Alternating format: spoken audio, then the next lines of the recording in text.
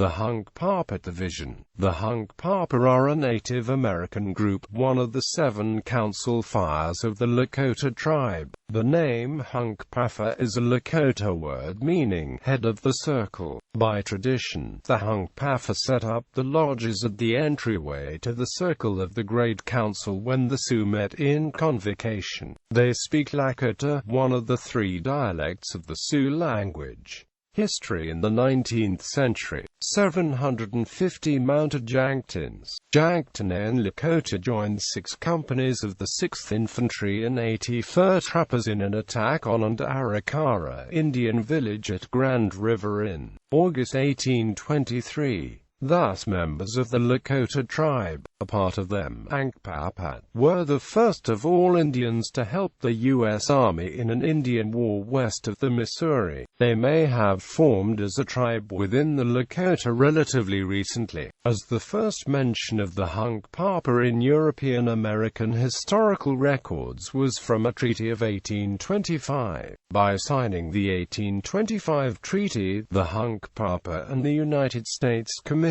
themselves to keep up the friendship which has heretofore existed. With their X-mark, the chiefs also recognized the supremacy of the United States. It is a question if they really understood the text in the document. A medal was given to Little White Bear, who was the principal Hunkpapa chief according to the whites. With the Vaccination Act of 1832, the United States assumed responsibility for the inoculation of the Indians against smallpox. Some visiting Hunkpapa may have benefited from Dr. M. Martin's vaccination of about 900 southern Lakota at the head of Medicine Creek that autumn. When smallpox struck in 1837, it hit the Hunkpapa as the northernmost Lakota division. The loss, however, may have been less than 100 people. Overall, the Hunkpapa seem to have suffered less from new diseases than many other tribes did. The boundaries for the Lakota Indian Territory were set down in the General Peace Treaty negotiated near Fort Laramie in the summer of 1851.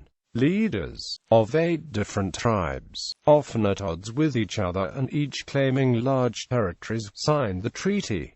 The United States was a 9th party in it. The Crow Indian Territory included a tract of land north of the Yellowstone, while Little Bighorn River ran through the heartland of the Crow country. The treaty gives the land of the Arikaras, the Hidatsis and the Mandans as a mutual area north of Heart River, partly encircled by the Missouri. Soon enough the Hunkpapa and other Sioux attacked the Arikaras and the 2 other village tribes just as they had done in the past. By 1854, these 3 smallpox-devastated tribes called for protection from the U.S. Army, and they would repeatedly do so almost to the end of intertribal warfare. Eventually the Hunkpapa and other Lakota took hold of the 3 tribes' area north of Heart River, forcing the village people to live in like a fishhook village outside the treaty land. The Lakota were largely in control of the occupied area to 1876 to 1877.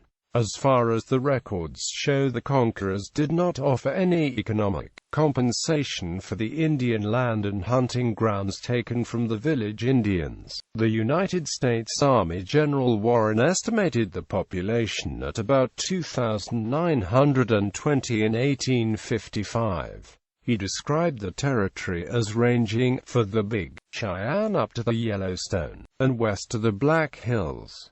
He states that they formerly intermarried extensively with the Cheyenne. Quote, he noted that they raided settlers along the Platte River. In addition to warfare, they suffered considerable losses due to contact with Europeans and contracting of Eurasian infectious diseases to which they had no immunity. The Hunkpapa gave some of the remote relatives among the Santee Sioux armed support during a large-scale battle near Killdeer Mountain in 1864, with U.S. troops led by General A. Sully. The Great Sioux Reservation was established with a new treaty in 1868.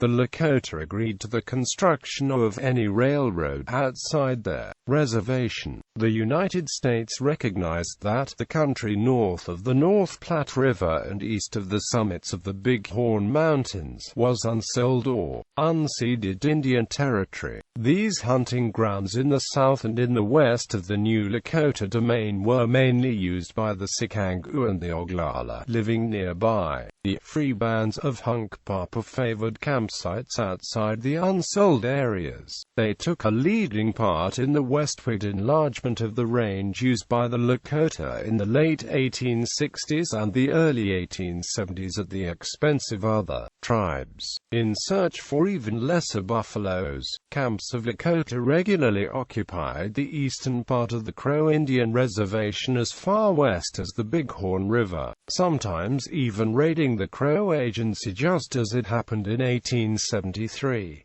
The Lakota oppressed the Crow Indians to the point that they reacted like other small tribes stressed by the great power of the Lakota. They called for the U.S. Army to interfere and take actions against the intruders. In the late summer of 1873, the Hunkpapa boldly attacked the 7th Cavalry right in United States territory north of the Yellowstone. Custer's troops escorted a railroad surveying party here, due to similar attacks the year before. Battlefields like Honsinger Bluff and Pease Bottom were located in land purchased by the United States from the Crow tribe on May 7, 1868. These continually attacks and complaints from American natives prompted the Commissioner of Indian Affairs to ponder the full situation on the northern plains. He advocated that the unfriendly Lakota roaming the land of other people should be forced by the military to come into the Great Sioux Reservation. That was in 1873, notably 1 year before the discovery of gold in the Black Hills, but nothing came of it until 3 years later. The Hunkpapa were among the victors in the Battle of the Little Big Horn River in the Crow Indian Reservation in July 1876. Since the 1880s, most Hunkpapa have lived in the Standing Rock Indian Reservation. It comprises land along the Grand River used by the Arikara Indians in 1823. The Hunkpapa won the West just half a century before the whites. During the 1870s, when the Native Americans of the Great Plains were fighting the United States, the Hunkpapa were led by Sitting Bull in the fighting, together with the Oglala Lakota. They were among the last of the tribes to go to the reservations. By 1891, the majority of Hunkpapa Lakota, about 571 people, resided in the Standing Rock Indian Reservation of North and South Dakota. Since then they have not been counted separately from the Lakota population. In the 19th century, the Hunkpapa population was estimated to be around 1,600 men, women and children in 1805, corresponding to 160 teepees. Chiazapa and Sanzak migration to Hunkpapa camps in the 1840s had doubled up the number of teepees in 1849. From a height in 1855 with 360 lodges, the next decades were marked by a small decline. The decline was higher in percentage of the total Lakota population. In 1855, the total number of lodges were nearly 2,000. 15 years later, only 315 teepees out of 2,400 were set up in Hunkpapa camps. Notable people: Leonard Lethbridge Sr., Itonkaskar, subject in book Legends of Our Times by Morgan Baillargeon, an artist of buffalo hide exhibit in the Smithsonian Museum. Dana Claxton, Hunkpapa Lakota filmmaker, photographer and performance artist. Robert Tree Cody, flutist. He is also an enrolled member of the Maricopa tribe. Zun McClarnon, actor. Fizzy, one of the commanders in the Battle of Little Bighorn. Thathankara Yotake, chief and leader of the Lakota in fighting against the U.S. Army to remain off the reservations in the 19th century. Thathoka Inyank, Hunkpapa chief and advisor to Sitting Bull. Maria Yellow Horse Braveheart, Hunkpapa social worker responsible for developing historical trauma models and interventions for American Indian people.